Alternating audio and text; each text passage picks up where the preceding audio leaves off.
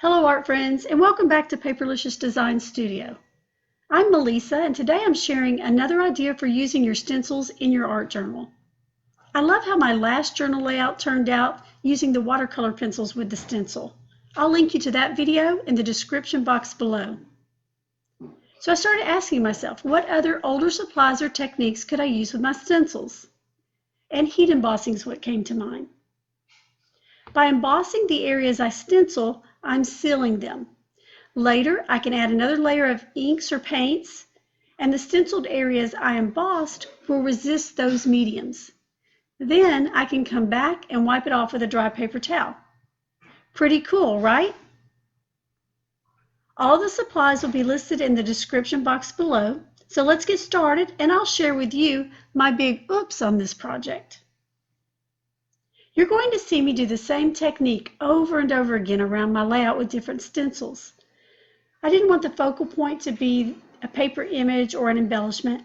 I wanted the star of the show to be the stenciling, embossing, and maybe some journaling and a title. So I looked for a stencil with a shape or image that could be my focal point. Mine is a bird, and you can use whatever you have, maybe a butterfly, heart, or flower. And then I searched through my stamps for a title. After deciding where both would land on the layout, it was time to get busy stenciling. Here's where my big oops comes in. In order to heat emboss, you have to use a slow drying ink, like Versamark or another pigment ink. The embossing powder needs something to adhere to or grab onto. Otherwise, when you hit it with a heat gun, it'll just blow away. So the ink holds it in place until you melt it with the heat gun. Dye inks typically do not work because they dry fast. So the reason I'm sharing this is because it didn't occur to me until I was done with the entire project that even though Distress ink is a dye ink, it actually works great with embossing because it takes a little longer to dry than most dye inks do. So as I mentioned earlier, you're going to see me do the same process over and over again with all the stenciling for this project. Number one, I'm going to position the stencil. Step two is apply the Distress ink. And then you're going to see me pounce on some Versamark ink over the Distress ink because that's what I thought I needed to do to hold the embossing powder until I could hit it with the heat gun and melt it. So there's my big oops. I could have skipped that step entirely. So whenever you see that in the video, just ignore it. Step 3 is to remove the stencil and sprinkle the inked area with some clear embossing powder.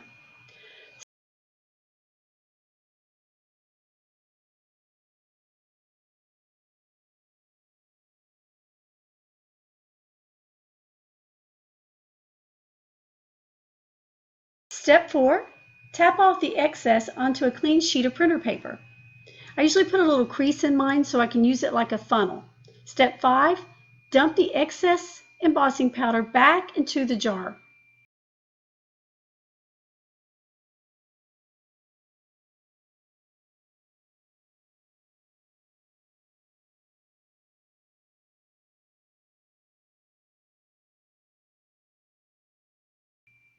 Step 6, melt the embossing powder until it turns shiny.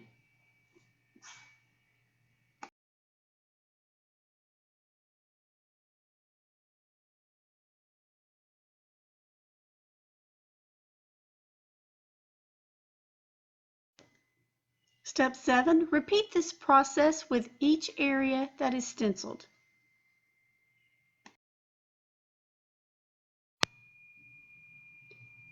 So let's finish watching me do all the stenciling and embossing, and then I'll review what the next steps are.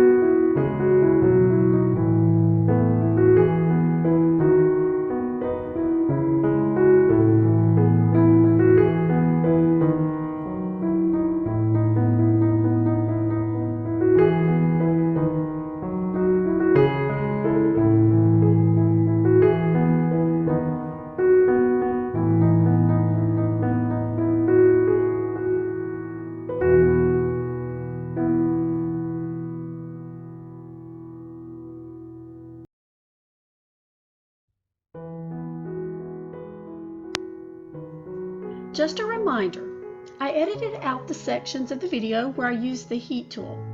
So even though you don't see it on the video, every time I moved the stencil, inked, and added embossing powder, I used my heat tool to emboss that area.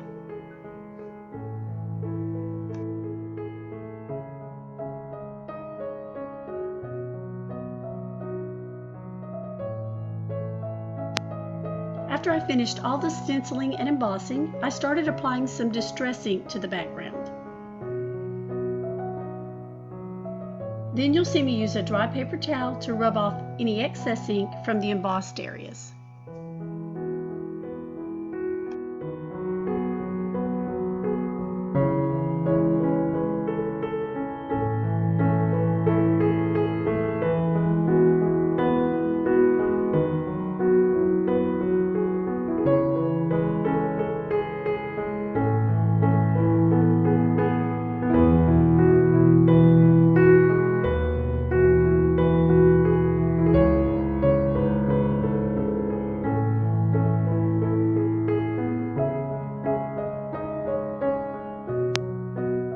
Now I'm applying Wilted Violet Distress Oxide ink. And again, I'll use a dry paper towel to rub off any excess ink that may be sitting on top of the embossed areas.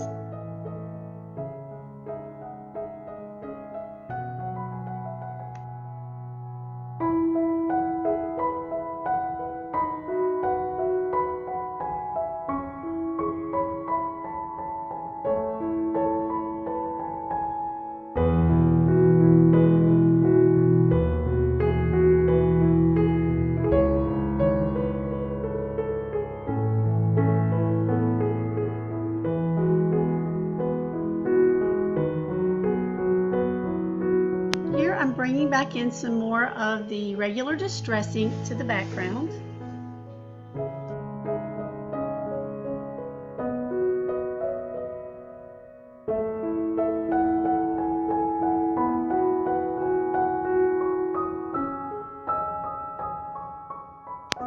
Now I'm adding my title and words. I stamped them with Staz-On ink. Staz-On is a fast-drying solvent ink that can be used on a variety of surfaces. It can be used on plastic, metal, glass, ceramic, laminated paper, coated paper. So that's why I knew I would be just fine stamping it over the embossed areas of my project. As you can see, I didn't get a good stamped image for my title. I did go back later and fill in a little with a black Posca acrylic pen. Now it's time to grunge it up a little. I just flashed you a visual of the script stamp I'm using on the background. I'm using Staz-On ink for this as well. I also used my favorite paint splatter stamp. You can get a great paint splatter stamp set from Red Rubber Designs on Etsy if she still carries them. Look for the link below. Here I'm using a makeup sponge to apply ink around the edges.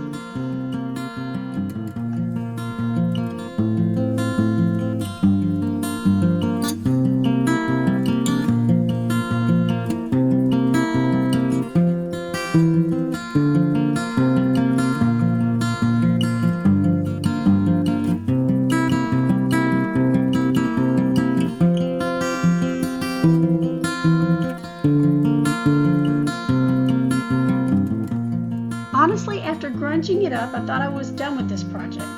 I turned the camera off and went to have some lunch. But when I returned and took a look at the layout, it just didn't feel quite finished. So that's when I decided I needed to do some doodling. I didn't want to doodle around all the stenciled areas. I just selected a few areas here and there. I'm using a black fine tip Sharpie pen to do my doodling. Again, because I knew that it would be okay on top of the embossed areas.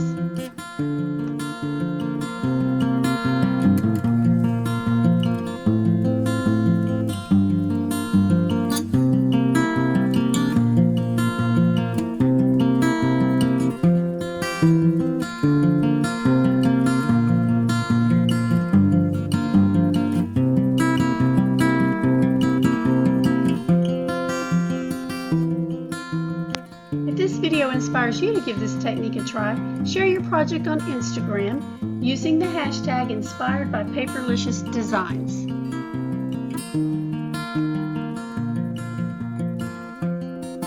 All right, so that's it for today. I think the doodling was the finishing touch that the project needed.